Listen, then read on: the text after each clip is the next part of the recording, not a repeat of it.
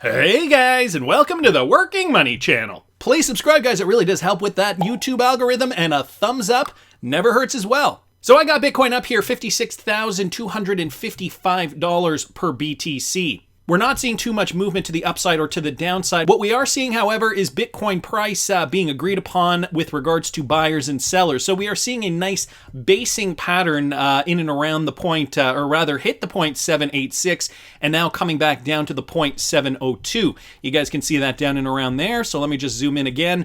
We did see Bitcoin hit the point 786, came right back down to the point 702. So it would be good if we saw a base form on the point 702, because that would ultimately make a great launching point for Bitcoin to continue its trajectory upward to $70,000, $80,000, maybe beyond that. Of course, XRP price still chugging along as well.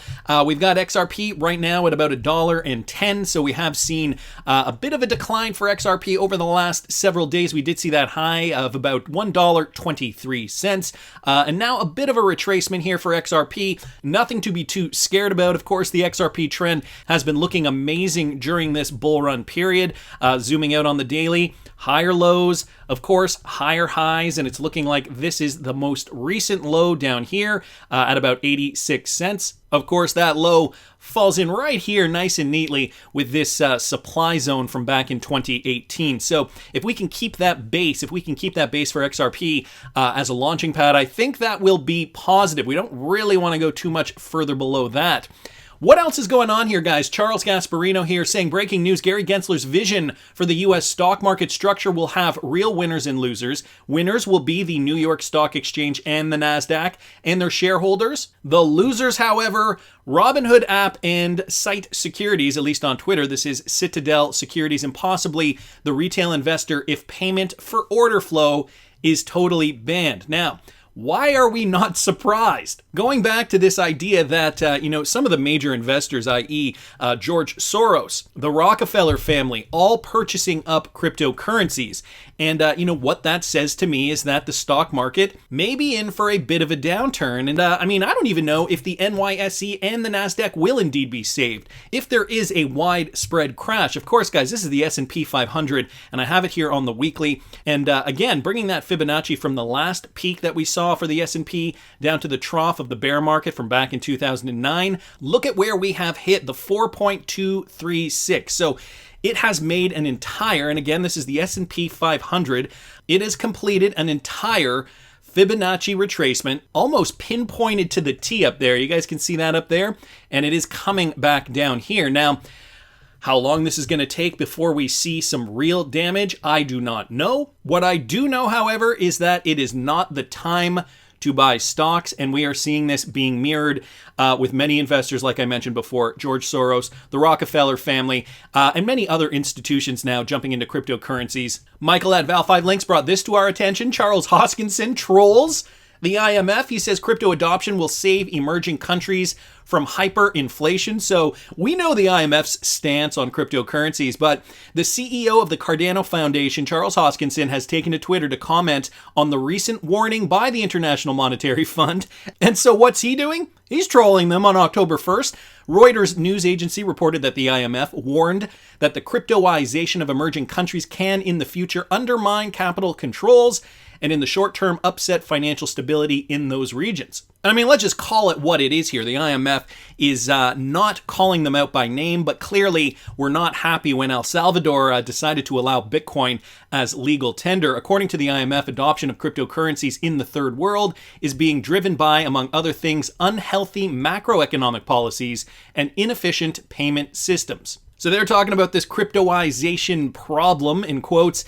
The IMF also stated that crypto can threaten local fiscal policy and contribute to tax evasion. The regulator then urged the governments of developing countries to consider issuing CBDCs. Of course, we want to control the world with CBDCs to respond to growing crypto adoption. But Charles Hoskinson's come out on Twitter and will have none of it. And by collapse, we mean they won't be laden with hyperinflation and highly centralized rails that are under our control. With the more you know gif here, for those of you guys who grew up in the 80s and 90s, you probably know what this is. So, retweeting out this tweet here from Breaking Crypto regarding the IMF's stance on this. Charles Hoskinson obviously not afraid to call it like it is, and sure enough, trolling the IMF's position on this. Meanwhile, in the United States, this is what's happening at the SEC. This brought to us by Crypto Dash at crypto_ODL here on Twitter. And he's blaming this on Gary Gensler. Listen to this. Send a female SEC Gov commissioner to attack the female commissioner who is trying to bring sanity to this quagmire. The SEC commissioner comes out against her colleague, Hester Peirce. So who knows if this is a bit of psychological warfare at the SEC? A safe harbor for token offerings doesn't seem to be on the horizon under the current U.S. administration. We know Hester Peirce is obviously a proponent of this safe harbor. She was the one who came up with this idea. But at the SEC, there was an event this October. Commissioner Caroline Crenshaw, who we don't hear about too much, she pushed back against calls for a safe harbor that would protect initial coin offerings, or ICOs, from the SEC's full reporting regime. Instead of a harbor, my hope is that we can build a bridge, she said, ultimately defining such a bridge to mean more crypto industry players coming to the SEC's door. Had a safe harbor been in place during the initial coin offering or ICO boom of 2017 or 2018, I think the results would have been even worse for investors and the markets. ICOs and other digital asset offerings raised billions from investors, but most never delivered on their promises. Crenshaw joined the commission in 2020, making her the newest addition to its leadership other than Chairman Gary Gensler, who we all know and dislike. A safe harbor for token offerings has been a signature proposal during Commissioner Hester Peirce's term at the SEC, even showing up in recent legislation from Representative Patrick McHenry that looks to make the decision into statute, which, if passed into law, overrides SEC rulemaking. Okay, so, I don't know if this was perhaps a coordinated effort on behalf of Gary Gensler getting another female SEC commissioner to criticize fellow Commissioner Hester Peirce's safe harbor proposal. That would be some pretty sociopathic, but I guess, in this, politics is dirty, right? These guys are protecting something, and they do not want cryptocurrencies to thrive in the same way that Elad Roisman and Hester Peirce want cryptocurrencies to thrive. So there has been a bit of infighting, or at least in my opinion, it seems as though there is infighting at the SEC. I recently did a video about that this year. I'll link it up here if I can find it for you guys. Meanwhile, there are more than 20 crypto asset-based exchange-traded products waiting for SEC approval. This is another one from Michael here. Bitcoin futures ETF will likely be delayed until 2022, says research firm CRFA. Regulatory uncertainty could be the cause for yet more delays in the approval of long-awaited Bitcoin exchange-traded products. So the Bitcoin ETF approval, obviously that is the big thing. That is the one that Gary Gensler doesn't really seem to have a problem green lighting, but it is all these other 20 crypto asset-based exchange-traded products that have been in the can for a while now. The researcher suggested that regulators could be waiting for all these products to meet their goals so that they can be approved at the same time to avoid a first-mover advantage, so to speak. That is a convenient excuse. It's possible, in fact, we think it's likely that we're going to see a delay in the Bitcoin futures ETF until 2022, until the regulatory environment is more clear. So that is the update on that. I got a lot to go through this afternoon, guys. Of course, there was this latest Ripple commercial, taking some of the same footage from what I remember from one of the old Ripple commercials that either came out last year or the year before. This one's a 2-minute spot. I will link it in the description for you guys if you want to watch the full thing. I don't necessarily think I need to play it on the channel, but it is an interesting spot. It really just goes to show that Ripple is continuing to make lots of headway worldwide. And, even though the United States is obviously, the home base for Ripple, they haven't been able to really make much movement there, obviously for obvious reasons. But it just goes to show you that, things are still moving ahead for the company in the rest of the world. So anyway, I will link this in the description of the video. A great 2-minute spot to really get you XRP hodlers feeling good about your investment, considering this is where we are moving with this, guys. And a potential new Ripple user, this coming from the Wrath of Kahneman here. ID Brilliant is an Indonesian software development company focused on the blockchain industry, and behind a number of exchanges, they offer My Pitis wallet with Ripple as part of their tech stack. So just to show you guys this, another way to store, send, and receive digital currencies, and Ripple is listed on here from My Pitis wallet. Technology stack includes the Ripple protocol here, so just another partner, I suppose, in the space, just speaking to more towards that global adoption that we are seeing for Ripple and XRP. I've got another one here, guys, from T-Hole Betic XRP, Cayman Islands Monetary Authority guidance for completion of cash flow returns. They mention Ripple as well. So this directly from the Cayman Islands. The cash flow returns is comprised of one schedule and is intended for reporting relevant payments involving entities within the scope of application. For the purposes of this return, relevant payments include wire transfers, remittances, and internal transfers, but may also include other forms of electronic transfers and payment systems. And down here, check it out, their drop-down list does include all of these data payment providers. It does include SWIFT, FedWire, BACS, CHAPS or CHAPS, CIPS, Faster Payments, GPS, OPIX or OPIC, PEGA, PEGA, and Ripple. Noted here, so definitely an option that one can use in the Cayman Islands for money transfer services. Of course, Cayman Islands famously has been noted for their banking, their privacy, and so it is no surprise to me that they would list Ripple here in their list of payment and data providers. Wanted to thank T-Hole Betic XRP for pointing that out. And for you Vechain hodlers, guys, just real quick, this from BondCrypt XRP. There is now a Proof of Authority 2.0 upgrade, guys, on the Vechain blockchain. So blockchain-powered supply chain platform Vechain is looking to implement mass adoption of its blockchain solution. In a recent release, the protocol called on community members to vote on adopting a new consensus algorithm. So they're dubbing this the best of both worlds here. Vechain set out to address the issues in the supply chain industry, and to a large extent, it has been successful. However, the protocol seeks more adoption and is planning to launch its upgraded blockchain protocol. So Vechain just getting bigger and bigger as well. A blog post reported that the new upgrade would be the best of both worlds, combining the prestigious Nakamoto mining algorithm with the Byzantine fault tolerance, or the BFT consensus mechanism. This is expected to form a new proof of authority, or a POA consensus algorithm called POA 2.0, which will enable higher throughput and high scalability while ensuring no data loss and a secure platform. And so the upgrade is called Surface, and it's geared towards enabling more institutional adoption of the Vechain Thor blockchain. Surface, which stands for Secure, Use Case Adaptive, Relatively Fork-Free Approach of Chain Extension. What a great acronym. Will comprise three major components. This includes a VRF-based source of randomness, a committee-based block producing process, and a passive block finality confirmation process. So Vechain, another one of those organizations that are, continuing to develop their blockchain because they realize, what they do as well, supply chain management, and, they are branching out into other facets of, and I suppose other industries.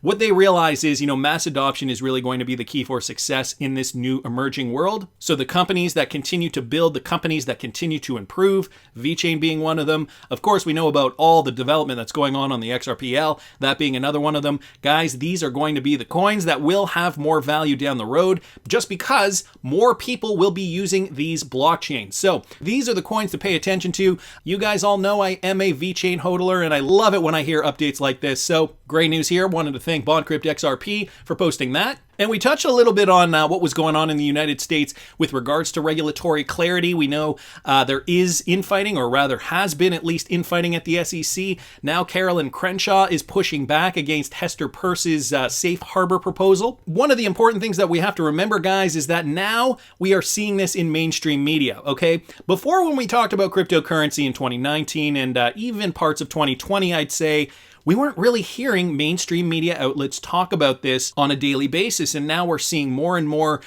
news outlets provide more information to the masses about cryptocurrency adoption and where it's going next. As an example, guys, here is some discussion of regulatory clarity from Squawkbox. I just wanted to play you guys this real quick. Crypto regulation is coming, and one of the biggest crypto players wants to get ahead of it. Alon Mui joins us now with that story. Hey, Alon.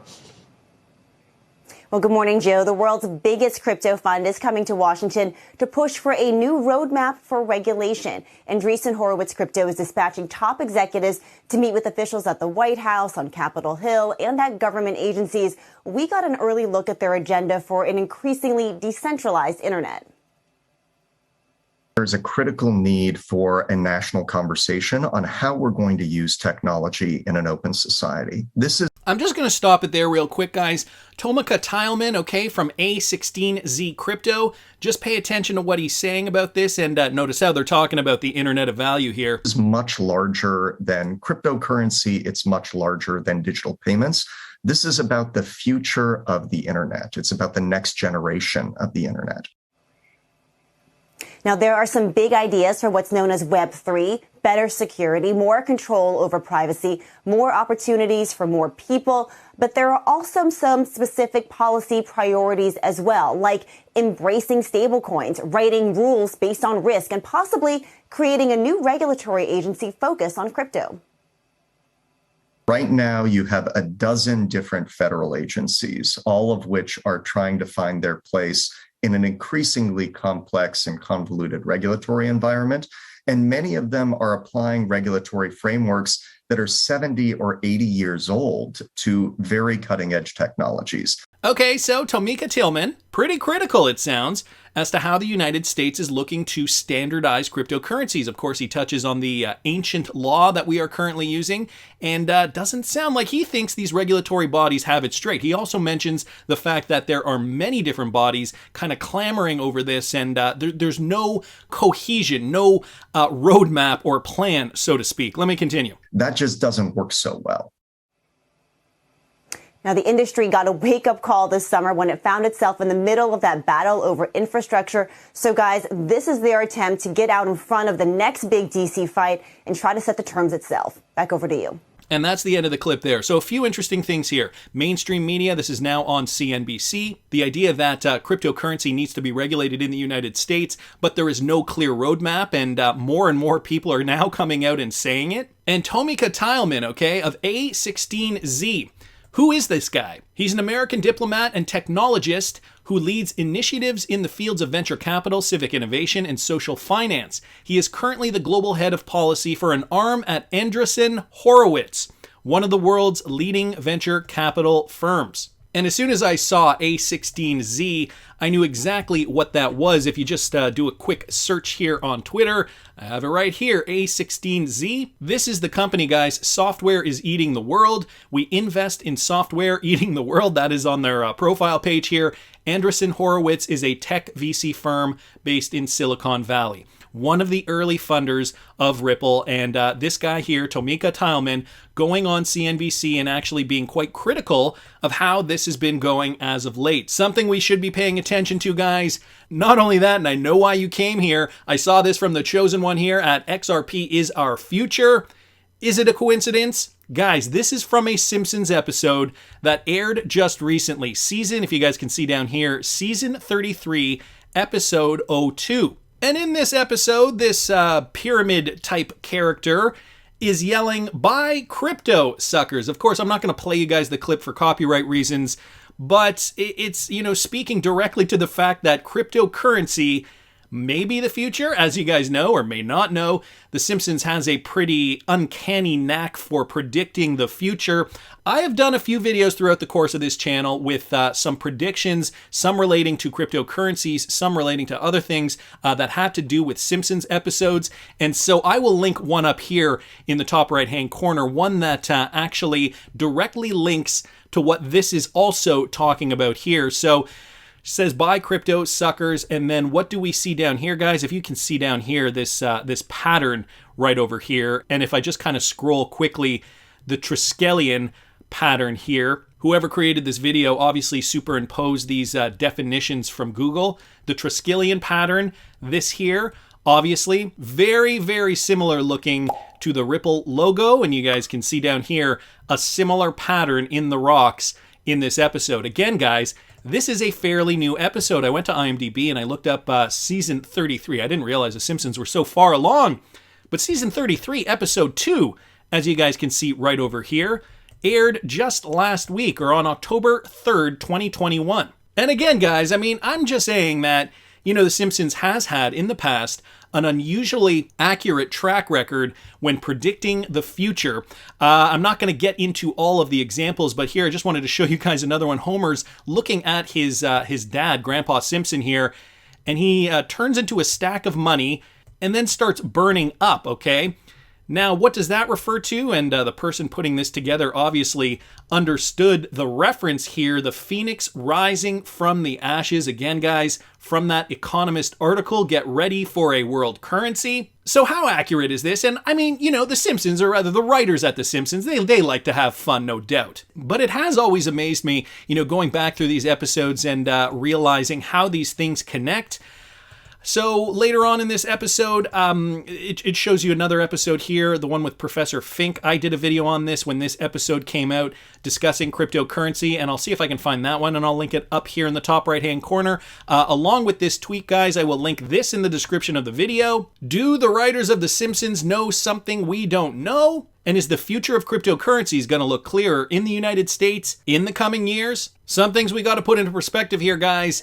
The stock market is not going to go up forever. Major institutions and big players in the space have already dumped their money into cryptocurrencies, and it's going to be those coins with real-world utility that are going to be the ones with the most value. To reiterate, coins like Vechain, Algorand, XRP, those World Economic Forum coins that we've seen in that PDF, perhaps Solana, XLM, Cardano, and a handful of others, guys. I mean, it's fun to get wrapped up in this spec bull run, but the real world utility, that's where we're going to see the biggest price appreciation. That's just my opinion, but I want to hear what you guys think. Please subscribe to the channel if you haven't already. Like the video if you like the content I'm providing. I always love hearing your comments. See you in the next one, guys.